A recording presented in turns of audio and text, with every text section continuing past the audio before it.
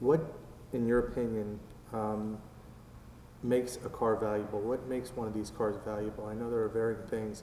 In your opinion, what makes it valuable?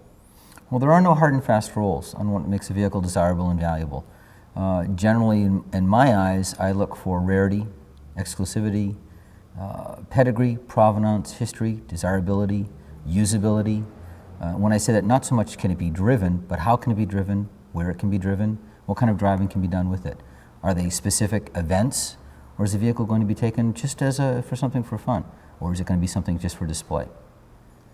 So there are varying things, many factors that go into making a car valuable. How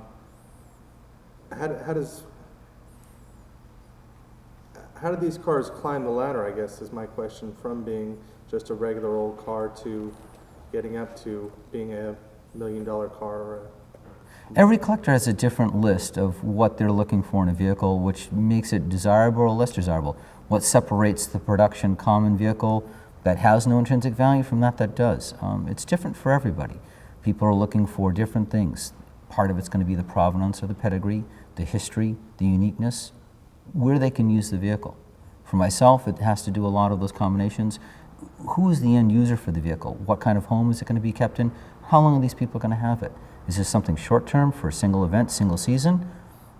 Is it going to be used in something down the road? Is it going to be kept by their family and passed to their children? It becomes very much a part of the family, but is it a short-term member of the family or a long-term member of the family? Okay, and who are the powers that be that decide what's a valuable car? Is it the auctioneers? Is it the collectors?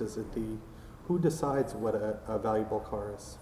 Ultimately, the deciding factor on who decides what a really valuable vehicle is going to be the individual who buys it. He has the power to create or destroy the value of a vehicle by willing to spend the money or not. But you have a flip side of that. You have the long-term owners and you have the museums that have had cars for 10, 20, 30, more than 50 years in some cases. Now, these vehicles haven't traded hands. It doesn't make them any less desirable than some of their other counterparts. It's very difficult to get them to separate from their either institutional owner or their private owner. Good. Let's see. It seems as though there's a breakdown between valuable cars that are classics and valuable cars that are more racy and sports cars. We've touched on a lot of the sports cars today. Can you comment on this? Give us, make that distinction for us, that there is a kind of breakdown between a classic valuable car and a sporty or a sports valuable car. You have different categories of collectible vehicles and different levels that people buy into those vehicles or where the established values are. They are broken down basically into two categories. You have the classics, which can include pre- and post-war vehicles, and then you have your sports racing vehicles, which can be also dual-purpose GT machines. The sports racers and the GT racers, Start again. The sports racers, their value is based on their history, how successful they were, what they did, what their desirability factors based on where they raced, when they raced, who raced them, and what kind of racing could they be used for in the present day. What historic events could they be taken to? Your classics are valued more on their beauty than on their function. It's much more a case of form over the function. Okay, so you've made that distinction between the criteria Go ahead. There's one I can blend into. Sometimes they overlap, which would be nice. That's what I'm okay, you asked the question. Is that some of the criteria is the same, such as rarity, maybe, that sort of thing, if you could... There are some gray areas where these vehicles will overlap. Your classics and your sports racers can be one and the same. A good example is on the pre-war Alphas, the 8C2900s, the 8C2300s. These are phenomenal sports racing automobiles and very, very successful in their day, very successful in modern historic racing. But at the same time, they're truly recognized as the classics that they are. Good, good. Should these cars be worth as much as a Picasso or another work of art? And why or why not? I mean, you're getting cars that are multi-millions of dollars, and it seems like it's caught up with the art world. Are they works of art? And I guess, should they be worth as much as a work of art, such as a Picasso? Well, art is relative. To one gentleman or one couple or one family, art might be in the form of a statue, an oil and canvas painting. It could be in the form of an antique ship. Art is relative. It can take on many different forms, many different functions. Can it be an automobile? Yes. Can it be an oil and canvas painting, a sculpture? Yes. To different people, it means different things. Sometimes people collect a little bit of everything. In general, the vehicles have evolved away from their functionality. They're no longer considered usable automobiles. They're now a function of their artistic value. And it doesn't mean that they've lost their ability to be used and driven as they were originally created, but they've taken on a second level of value. Now no longer are they used for transportation or for racing. Now they're used as a medium of collectability based on their art value. Good, that makes sense. I'm going to remind you at this point, just take your time. Certainly. Go for it. You're doing great.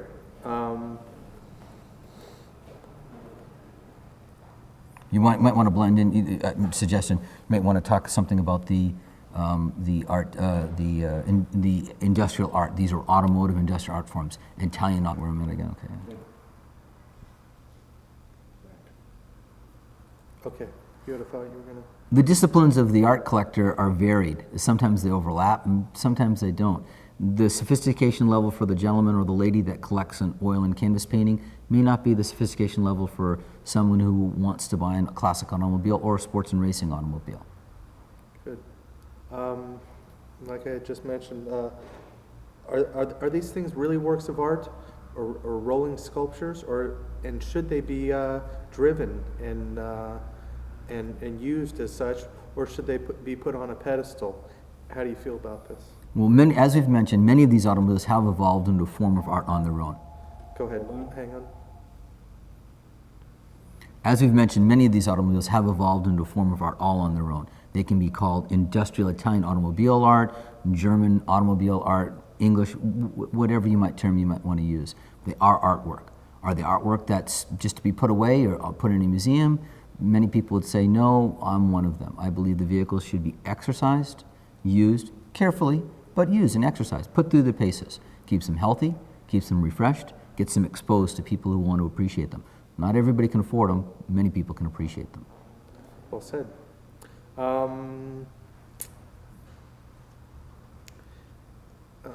Is the hunt to find one of these cars almost as exciting as owning it?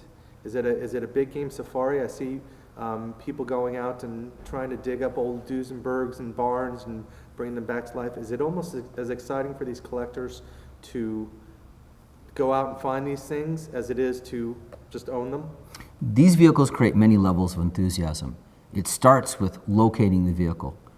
The vehicle you start looking for sometimes doesn't end up with the one that you want. Over time, many of the collectors' choices change. They may start out looking at the sports race or something from their youth that they wanted. They said, someday when I'm successful, this is what I'm going to have. It may be something that their father owned or something they saw in a museum, something on the side of the road. That pursuit is the first level of passion. The why, the how comes a little bit later. Now, locating the vehicle may be something as simple as picking up an auction catalog, attending the auction, or bidding over the phone. It may be something visiting a store such as this. Maybe it's something involving yourself getting in touch with a broker who specializes in a particular type of vehicle that you focused on.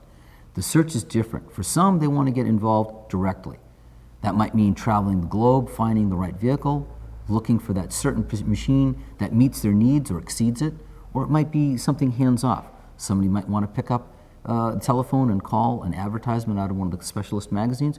They may want to get on the internet. There's a lot of good vehicles to find on the internet. Depends on how much they want to get involved. In general, you've got about a 50-50 pull.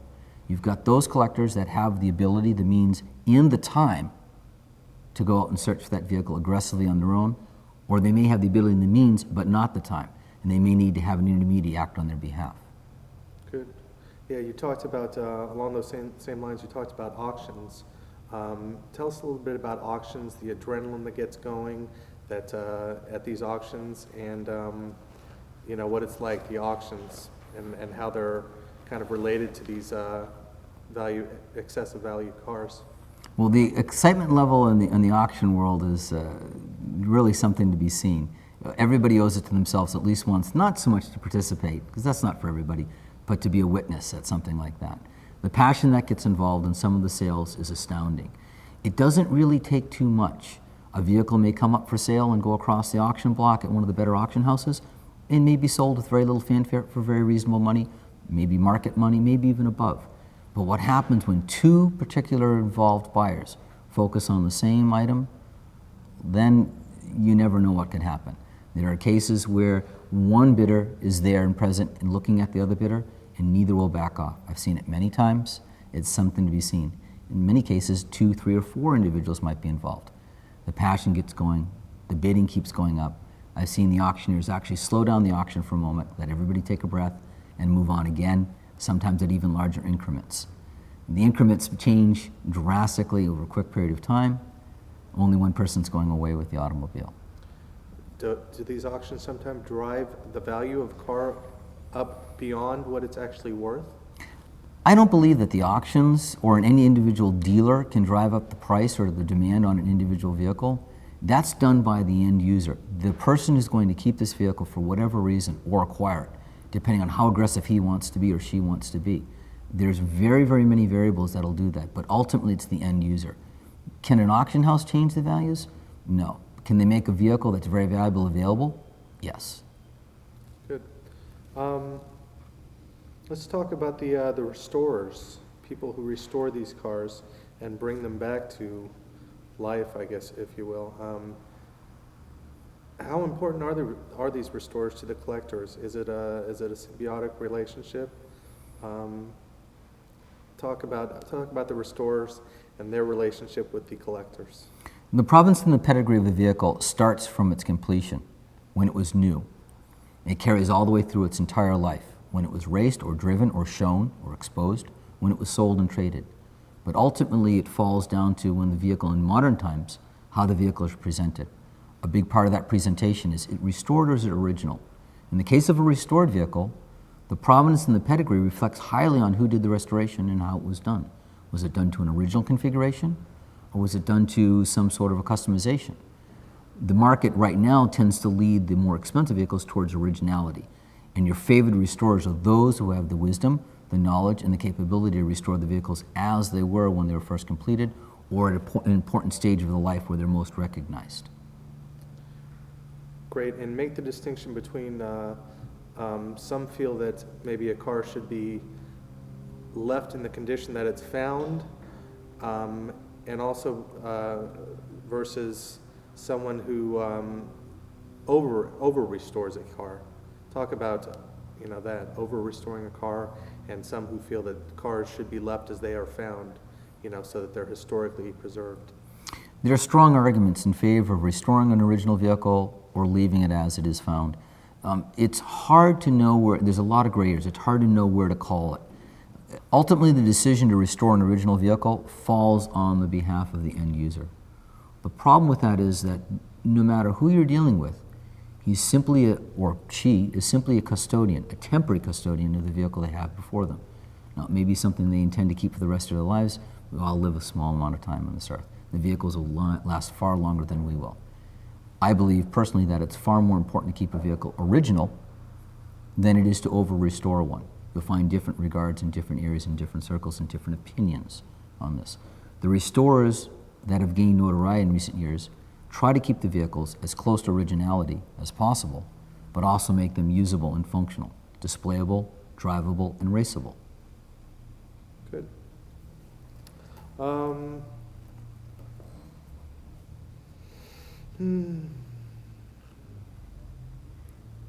Let's see. Why do people get into this? Why do people collect these valuable cars? Do you want to go back and touch on any specific example, like vehicles that are found originally? Is that something later, or is that if you covered enough? What do you mean? For example, what do you want, like, a good case in point would be regarding whether to restore or leave original a particular vehicle would be the King Leopold of Belgium 375 America Cabriolet. This is a vehicle that has a very important history, clearly a very special automobile, but it's in very, very poor condition right now. It was built specially for the King of Belgium, then later traded through Jack Swatters, through one single owner in the United States. Now, the vehicle is as last driven in the early 1960s. It's in pretty rough shape right now, but it's completely original and untouched. No one's ever altered it or changed anything on the vehicle from new. Now, the decision has to be made, should it be restored? Should it be brought back to a different configuration or left as is, or should it be left untouched? Untouched, its value is one figure. Restored, it's another. Over-restored, maybe it's back to where it is right now. So there's somebody who's very, very careful who's going to have to look at the project that's ahead of them, take it under their shoulders to see the car finished and completed to its correct configuration, which it is right now, but just needs to be redone. I think that this car is going to be brought back to its original configuration to be something very special, preserved for many future generations. Great. And the other question I was going to ask you was about the collectors and taking these cars out to a Pebble Beach. What's the fun of this? Where do these people get fun out of collecting these cars and, I guess, putting them out on display for the public? That sort of thing. Well, another one of the levels of enthusiasm is, what do you do with the vehicle once you have it?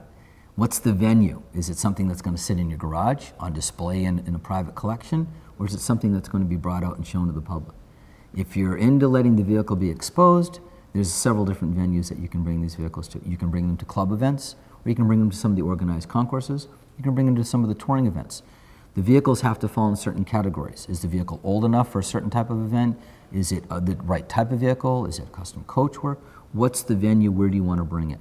A good example is Pebble Beach, the Concours d'Elegance that's held every year. This is something that's very desirable for many people to be involved in. They have certain rules and classifications that require these vehicles to be accepted and admitted, and this is something done on an invitational basis only. Not everybody who wants to have their vehicle displayed at Pebble Beach is going to achieve that. Good. Folks that do have their cars at Pebble Beach, have them on display out there, and you see them going through picking out pebbles out of the tires and brushing the engines with toothbrushes and stuff like that. Is that overkill in your opinion? And if you don't do that sort of thing, are you not gonna win your class? Well, the enthusiasm continues. Once you've got your vehicle at the event you want to be, as we said, Pebble Beach on something like that's awful. That's right. Good we say it. The enthusiasm. Take your time. You're looking at him when you start talking. The enthusiasm level continues once you have your vehicle at the event you want to bring it to. In the case of Pebble Beach, you'll find a lot of owners that are really excited. Some of them there for the first time, some of them there for their 10th time. What they do once they have the car on the lawn is something really to be seen. Sometimes they stand back, they have people that will help them keep the car detailed and clean before the judges come by. Sometimes they're involved themselves, cleaning, detailing, picking apart the car, polishing. They're in there with their toothbrushes and their detail rags, cleaning and polishing to the point of obsession. Are they obsessed? Yes. Is it bad? No. They love their vehicles. They're proud of them. It's a once-in-a-lifetime opportunity. It's a once-in-a-lifetime opportunity for many of them. This is something special, and it's really special to see these people at work. Good. Well said. That's a good question. Is once these cars are at Pebble Beach, they take most elegant of the show, or they take best of class. Does that increase? Would that increase the value of a car? Does winning an award at a Pebble Beach concourse increase the value of a car? There's many different things that affect the value of the vehicles. A case in point would be at the Concours d'Elegances. If you win an award, a class award, or something overall, does this add value to the vehicle? Yes. Does it add desirability? Yes. These are things people are looking for. As long as you can continue to add positively to the pedigree and the provenance in some of these vehicles, the values continue to increase. Maybe not so much in leaps and bounds, but it definitely affects the desirability. If you had the opportunity to purchase two very similar vehicles, and one had several class awards at a show, it's much more desirable to certain people. On the other hand, if you have a vehicle that's never been shown or displayed before, and you have the opportunity to be the first one to bring it to a Pebble Beach Concours d'Elegance or something of the nature, there can be added value in that as well. A good case in point, again, is the King Leopold of Belgium 375mm. A good case in point is the King Leopold of Belgium 375 America Cabriolet. This is a vehicle that's never been seen publicly. So once it is restored, there's quite a thrill for the owner. Good, well said.